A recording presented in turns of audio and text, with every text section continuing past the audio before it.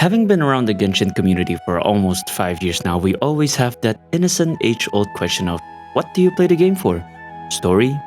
Gameplay? Character designs? Music? Well, whatever it is, people play for very different reasons, but having that being a fact wouldn't stop people from different spheres of this game's community from clashing with one another over what you can categorize as simply preference. This time around, it resulted in a vocal part of Genshin lore enjoyers to raise a complaint against a couple of older Genshin content creators, which includes folks like iWinToLose and Jello, for reacting to lore drops while having barely any knowledge of the lore in the first place. And in turn, it also caused some other content creators such as PyCon and Brand Online to step in to defend those disparaged content creators because of how much flack they were getting from their reaction videos. I really want to talk about this because I feel like this is such a uniquely funny situation where both sides actually sort of have valid constructive points, but they both have also seemed to completely misjudge and misunderstand the real issues that were being brought up. So let's look at the Reddit post that complains about this, which PyCon brought up to be the Genshin community issue and the videos that it was focusing on. We have the screenshot here with the title of the Reddit post being "Lore dropped so insane, all my TC and guide makers became lore tubers." I find it hilarious that this dude probably posted this just to highlight how much of an insane lore drop it was that Genshin just threw out, and that it's cool that it's bringing some of the oldest Genshin CCs around back into the lore, even if they weren't anyone interested in the lore in the first place, because it was just that big of a lore drop. Cardiologists here probably didn't think that it would spark that kind of a debate in the thread and in YouTube. Or maybe they did and they were just being sneaky, and in that case, fair play. One of the more prominent CCs included in that screenshot was iWinToLose Gaming, and people mainly picked on his video because he was just completely clueless on what is happening despite him being one of Genshin's oldest CCs. And before I really delve into it, I'm just a bit curious, I just want to ask the complaining lore enjoyers one simple question, and that is, what did you really expect? All you need to do is take one look at his channel to see that lore is not at all the type of content that he focuses on making, or even has any deep knowledge of to begin with. If you watch any of his older streams before, you'd also realize that he just generally doesn't pay attention to it even when he's in the game, especially the ones that needs a bit more exploring to find. These people make 99% endgame or pulling videos for Genshin, Zenless, and on the occasions WUA. Same thing for the other screenshotted channels such as Jello and Flip. Going into their reaction videos and hoping that they'd be able to dive into it the way a person somewhat invested in the lore would be able to was just kind of the completely wrong expectation to have, which then compounded the disappointment that a lot of people had with the videos, since it is a fact that iWinToLose, Jello, and all these people just didn't know much about the lore. iWinToLose even admitted that he's gonna have to watch Minsliv's video afterwards, and to be clear, lore enjoyers, there's absolutely nothing wrong with keeping up with the lore through videos. Some people just don't have the time to be keeping up with everything when they are going through Genshin's already very extensive lore. Much less people like iWinToLose, who already has to worry about keeping up with the meta, researching it and testing it on a constant, and maintaining that same level of commitment and research throughout 2 and occasionally 3 different live service games. Content creators like Minsliv, Ashikai, Murder of Birds, and Cat with a Blue Hat are around for those express purposes. You can't shame others for keeping up with it that way. Even as someone who considers himself as very invested within Genshin's lore, I haven't played the latest Interlude Quest and I haven't explored any of the newer Natlan subs since I fell behind in the story when I was waiting for the English dub to recover. But I kept up with the lore through reading the wiki and looking at Discord and Reddit communities to see if I missed anything, all while saving the in-game experience for when I have enough time to sit down and absolutely absorb everything. People also rag on these non-lore content creators for chasing the views by reacting to stuff that they had no business reacting to just because it was booming, and really, again, what do you expect? They are content creators. If something remotely interesting to them has a chance to make good views, then it'll be just stupid to not go and make a video on it. That being said, I do want to acknowledge people like PyCon and Brand kind of immediately jump super hard on the defensive without really delving into the perspective of these lore enjoyers. Because if we want to go band for band here, there are quite some things that those prior CCs had put in their videos that may require a bit of criticism, especially considering the fact that these are people who have played the game on a constant for a long time.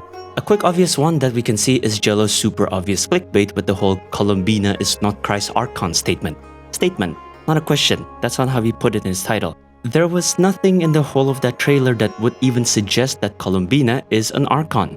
Guy was clearly just trying to find a title that is anything different than just reacting to a certain teaser. Another justified point of contention from the lore enjoyer's perspective is their questioning of certain bits of Genshin lore knowledge that you would know regardless of whether or not you actually delve into the lore or not.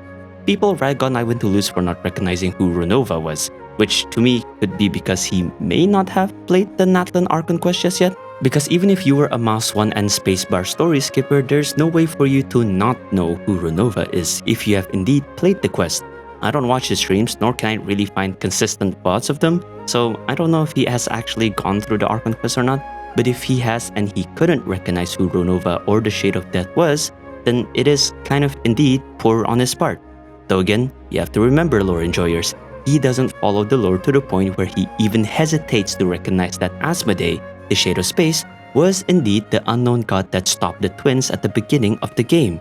So if you expected him to know or remember anything more than that, then I don't really know why you thought of that in the first place. Istroth, while having her title mentioned in Inazuma and Mondstadt, had only ever been mentioned by name in the latest Traveler's Quest. And Nabirius?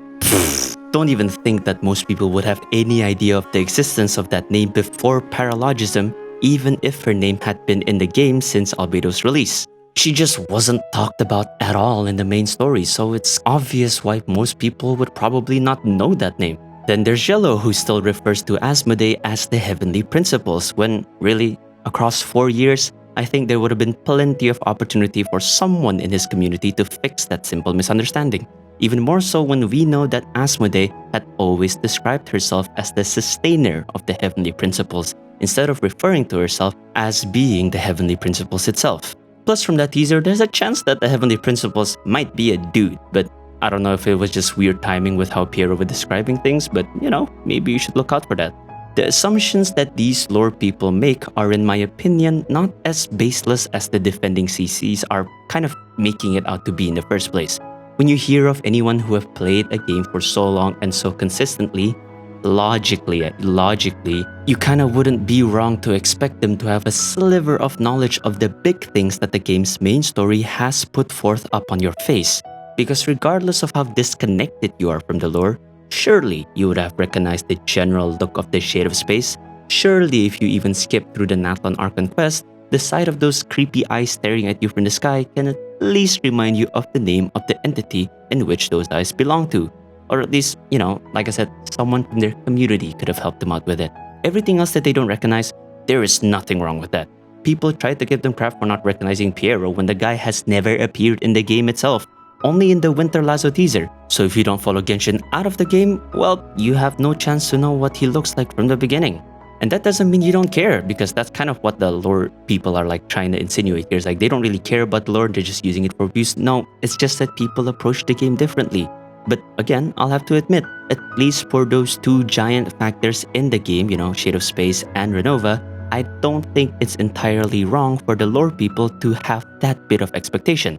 So there are tidbits that I think these content creators who were defending the other content creators could afford to try to understand before fully reeling into these people's grievances. Because while I get people like Pycon and Brance's urgency to jump into these rebuttals, there's just too many parts of their respective videos that were just a bit both too unconstructive, dismissive of the valid criticisms, and also completely failed to address the other main and proper concern that these lore people are actually trying to express. And that particular concern is the notion that these reaction videos are preventing other creators' videos, creators who are actually making the informative and deep dive videos into those lore pieces, from finding its way to people's view and therefore finding a faster death within YouTube's algorithm. And again, I want to stress that there is some merit to understanding why this warrants their concerns. If you were to go ahead and search Genshin The God's Limit in YouTube right now, this is kind of what you'd end up finding. Of course, your mileage may vary at this point, but what I end up finding is that the search result starts with a video by Bran, which was a reaction to I think Minslev's video on the Shades teaser, before the actual teaser by Hoyo itself, and then you can just see what really follows suit. Reaction, reaction, reactions. You get only a few lore videos before you get to the queen of Genshin lore herself, Minslev, who, despite her video having much higher views than those reaction videos, is still not one of the first one to be posted up the top of the search query. That right there is kind of the basis of the lore people's concerns. Channels like Minsliff, Arnold/Murder of Birds, Cat with a Blue Hat often find themselves somewhat cast aside when it comes to facing against the algorithm that favors these type of rather sensationalist, reaction-grabbing titles. And to the lore people, it seems like the non-lore channels are just riding a hype wave that they really had no business riding on at the cost of the actual lore channels. At a glance, this seems like a reasonable concern to have. At the end of the day, the views and the traction are what keeps any channel alive. And for the lore people to see their favorite lore channels suffer when there are others who they think may, do not deserve the views when it comes to their topic of preference, you can see why these people would be less than rational with how they would go about expressing their criticism. The way PyCon and Brand molded their videos also admittedly did not help with trying to make things any more comprehensible between the two sides, because it just ended up being another typical finger-pointing game between the two sides who really should have tried to understand each other better. PyCon even paused at the part of the thread that discusses that earlier concern, but chose to rather pivot the conversation that dismisses the concern, while simultaneously painting the whole narrative that the lore enjoyers are just all elitists who wants everyone to know the lore, instead of addressing the validity of that particular concern. Now, despite all that, here's where the problem becomes that much more of a dead end between these two sides, because amidst both sides trying to portray themselves as having the superior angle, they all just continue to do the two things that I think a lot of people in the Genshin community seem to always love to do when they have something that they really want to complain about. They complain about the wrong things to the wrong people. The content creators think that the lore enjoyers are just being arrogant pricks, lore elitists who think that everyone should follow every piece of main story in the game, or else they are idiots. While of course, there are no doubts that there are cases of such behavior existing in those threads, but the more pressing concern is still what these reaction videos are doing to the existence of actual lore videos. On the other hand, lore enjoyers want to complain about the fact that these content creators are making these reaction videos just to stay with the hype, and that said actions are hurting the lore tubers' presence in YouTube. Though this is certainly not the case with the bigger lore tubers, as they still get great views, there are some elements of truth when it comes to the bigger picture, but they are aiming their complaints about a platform's algorithm towards the people who literally don't have any control over it whatsoever. Look man, these guys are content creators. Whether or not you want to call it just riding the hype or whatever, that is literally their job, to find what their side of the internet deemed as worth talking about at the present moment, and then talking about it, or making a video about it. But at the end of the day, who decides whether or not their way of talking about that certain something is something that is going to be worth watching? Do the content creators decide? No. They make the videos and pray that it gets views once it's uploaded and, hope that it would pay their bills or whatever. Does the platform decide? Well, eventually, yeah. But who actually has the first executive decision on actually clicking and watching any of the videos that they see appear on the platform? Which would in turn then give those content the views and traction it needs to then be considered as something that the algorithm deems worthy of pushing to more people. It has always been the audience, the viewers, you guys. Whenever I hear people these days complain about, oh, why is channel X so popular? All they do is talk about drama and so on and so forth. Well, it's because those videos are just what people are tuning into nowadays. Given any loophole, any content creator will beat a topic to death if it means that it will keep giving them those numbers, and who's to blame them? They're just playing the game. Even I've dipped myself into the drama side of things, and I can honestly tell you, yeah, it does feel like it is way easier to gain traction on those kinds of videos. Look at what I'm making now. But at the end of the day, what you need to look into further is the fact that behind every content is always an audience watching it behind their device screens. There are people who are feeding those content live, and therefore feeding that content to the algorithm. So as much as the lore enjoyers want to complain that those react videos are forcing other lore tuber videos into the depths of YouTube's algorithm, why are they pinning the full blame only on the content creators? It will never be a problem that is as simple as that. They want the non-lore content creators to stop making those types of videos, and like hell are they gonna do that? They know how to play the YouTube game. It's up to them what it is that they want to make, and it's completely up to you if you want to watch it. That has always been the dilemma of people who probably haven't quite liked the way YouTube has grown in terms of what type of content have been really pushed towards the audience for the past couple of years. But realistically, what can you really do? That's just the way the world has moved. When I make these kind of videos, I try my best to remain objective, to remain impartial to both sides of the conversation if there are any. Because at least that way I can try to, better separate the kind of videos I make that discusses these kind of drama stuff with what other people might make.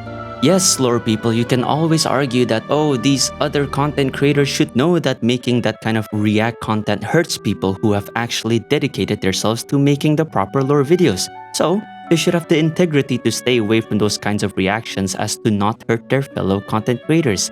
Yeah, sure, but then who is to judge which kinds of reaction videos are alright to have and which ones are not alright to have? Reactions are reactions. They look at something and just speak their opinion based on what they know. Sure, there are some things that maybe those content creators should have gotten right, which is why I tried earlier to be fair and provide a baseline of what part of the lore should have been easy to discern and what wasn't. But even that baseline can be completely off when you factor in even more variables that may contribute to people either knowing more about the lore, or in this case, just outright knowing far less about it. Variables that are not entirely wrong to have. Just like how I think Iwin Toulouse just straight up doesn't have any time to pay attention to the story when he has been focused on a completely different facet of the game for years on end. At the same time, like I said, the defending content creators were a bit too hasty in their response, in my opinion. There was opportunity to better dissect this problem, but it was all thrown away because they were already too blinded with how disagreeable the lore people seemed to be on the surface, when there were actual merits to giving their grievances a bit more of a look. Like, really, I don't think I can recall Brand being that consecutively frustrated in a video. Though in fairness to them, if you look at those threads, you will also see that the assumption of lore people just being disagreeable with those outside of their sphere is also not such a mistaken initial assumption to have. But that's the thing about what often happens when you only assume. It makes an ass out of you and me. Somehow, as well, just a quick rant, the arguments of whether or not a skip button is something to have in Genshin creeps in once again from these lore threads. Just have it, mate. Whether or not you want to use it is really up to you. The biggest argument I still see against a skip button is the notion that people who don't get the story because they keep fast-forwarding dialogue will be even more clueless if they can just skip entire dialogue portions. And to that I say, so what? Why is that your problem? Let them be clueless if they want to. Why do you care? If one day that person or individual comes up to you and complains that they don't get anything because they've been skipping, then you have every right to just be annoyed at them. Let them know that they are an idiot.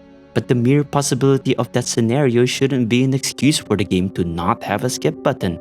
This is also why sometimes, despite me being someone who tries to be able to venture into lore, gameplay, and whatever other elements of Genshin with equal interest, I just think it's best for the community to stick to their spheres, especially if crossovers only end up happening when immature disagreements like these crop up.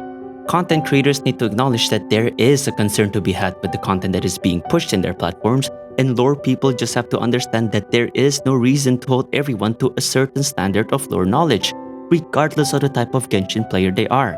The way I see it, it's just like how I view myself as someone who thoroughly enjoys Genshin music. If I want to paint myself in the level of how the lore elitists view themselves in the story sphere, I can confidently say that not many people in the community can match up to my knowledge and adoration of Genshin music. But does that mean that I am then qualified to hold people to certain standards of knowing Genshin music based on how long they've played? Of course not. Do I expect people to know that the OG Lantern Rite theme actually plays after the main Liyue theme in the OG Liyue soundtrack?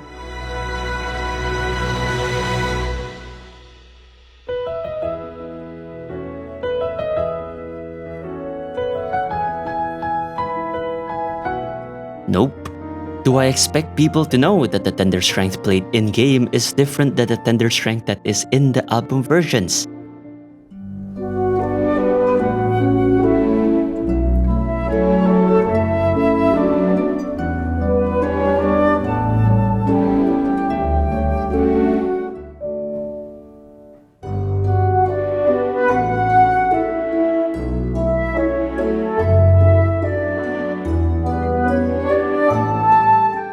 Definitely not. Will I then ever have the expectation of even finding someone who would know that the Golden Apple Archipelago folk music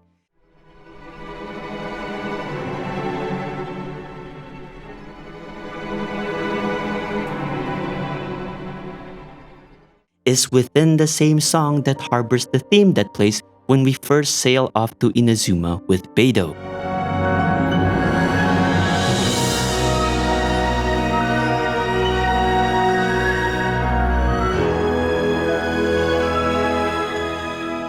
Unless I'm a delusional idiot, then I will never expect anyone to know that.